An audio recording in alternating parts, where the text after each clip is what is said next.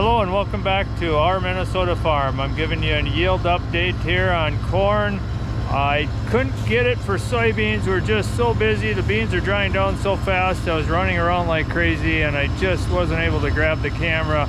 Soybean yields, of course, were disappointing. Much below what my average has been, especially in those chlorosis areas. Got hurt pretty bad. The corn, totally different picture. My corn and cornfield we've already taken out. It yielded fabulous. Matter of fact, I've made a new high for that field, and that was on corn. I did side dress it twice with nitrogen, which I do think helped, but even in these dry conditions, unbelievable how corn can yield. Right here I wanted to show you because this corn here is that new corn of Pioneer I was very excited about.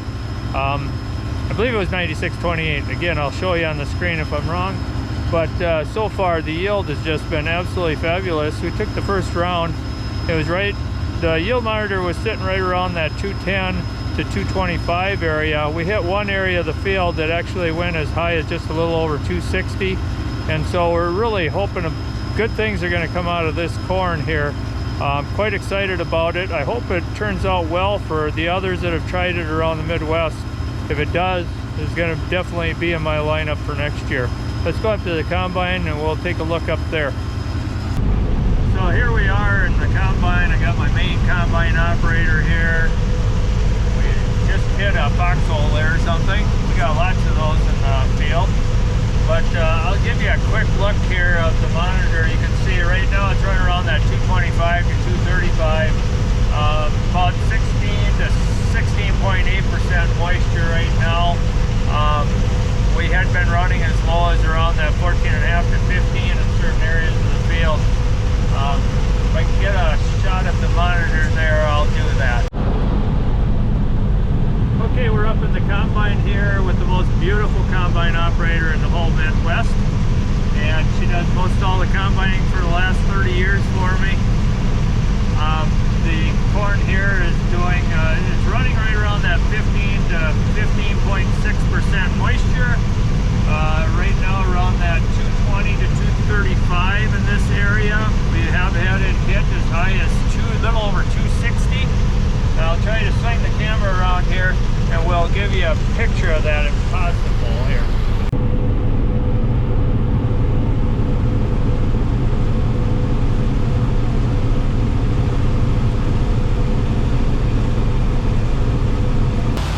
It's a little loud when I'm unloading corn, especially. You can hear the corn getting spread in the bin up there. The dryer's going and so forth. It gets pretty loud, so I'm going to try to do this video the best I can. I'll show you the updates we got here. You can see I raised the wet holding bin. It used to be on the cement there. It had an aeration floor under it. I had a fan going on it all the time, so it'd get dry, but you'd lose a lot of corn volume in there that you couldn't bring through to the dryer the way I had it set up. So instead we raised it up in the air, put a hopper cone underneath it. Now it holds over 6,000 bushels in there and can run either most of the night or all night. If we load it later on, late into the night, we can catch it again in the morning before it runs out. Keep the dryer going 24 hours a day. That's been working out really well for me. I also put on an 8-inch auger instead of a 6.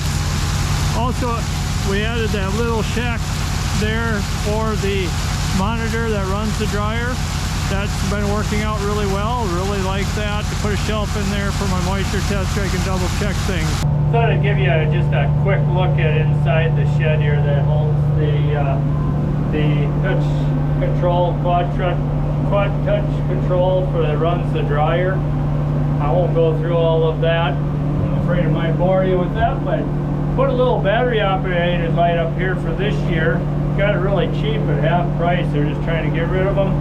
And so I put that in there this year, but next year I'd like to put like a light on the back here, run electrical wiring over with a plug-in on it, a switch on the door, and so I can plug this in right at the wall and leave it there, and then just run a cord over to the outlet. This year I'm just running a cord right through the wall over to the outlet for now. but wanted to make a few changes like that next year. Put in the shelf here, you can see it, that I can have my moisture tester on, my dinner, and so forth. That worked out pretty good. So it was a real cheap, I was looking for something that was cheap. Everybody wanted 3-4 grand for something, it seems like, and if I priced it out, building something myself, it quite got expensive. But the Amish put these together, and they used a real simple construction, and then your tin siding on the outside, they just put a real simple insulation pad here on the inside of that. Worked out really nice. The door, it's got just a simple handle here on it and so forth for opening and closing. It actually is a deer stand. You can put them up in the air and so forth. That's why every window opens up like that. Of course, I don't want the windows open here. You get all the bees wings and junk and dust and dirt and everything. So that's what the inside of this thing looks like, and it's working out pretty nicely for me. However, when we did that, I also had to add a different auger as well. We got an auger that's 13 feet longer that works out with that higher elevation. We got to bring that corn to drop it into the wet corn bin there. So just kind of give you a quick look here how things are over there. I'll turn down the volume because it gets pretty loud.